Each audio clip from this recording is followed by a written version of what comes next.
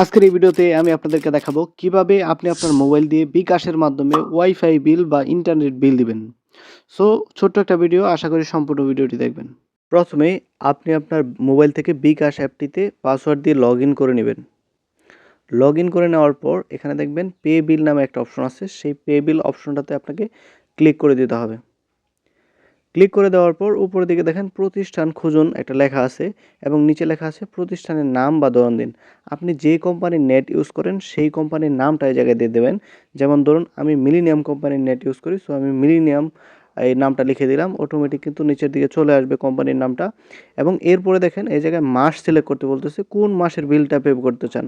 আমি ধরুন ফেব্রুয়ারি মাসের বিলটা পে করব, এখানে ক্লিক করে ফেব্রুয়ারি মাসটা সিলেক্ট করে দিলাম এবং এখানে কাস্টমার নম্বর দিন এবং আমার ওয়াইফাইয়ের যে একটা কাস্টমার নম্বর আছে, যখন আমরা ওয়াইফাই নিব তখন একটা কাস্টমার নাম্বার দিবে, সেই কাস্টমার নাম্বারটা এই জায়গায় দিয়ে দিতে হবে।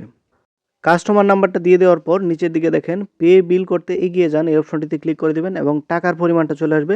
নিচের দিকে পরের ধাপে যেতে ট্যাপ করুন, এই অপশনটাতে ক্লিক করে এখানে আপনি আপনার পাসওয়ার্ডটা দিয়ে পাসওয়ার্ডটা কনফার্ম করে নেবেন এবং কনফার্ম করার পর পে বিল করতে ট্যাপ করে ধরে রাখুন। এই অপশনটিতে ক্লিক করলে আপনার পে বিলটা কিন্তু হয়ে যাবে। ধন্যবাদ।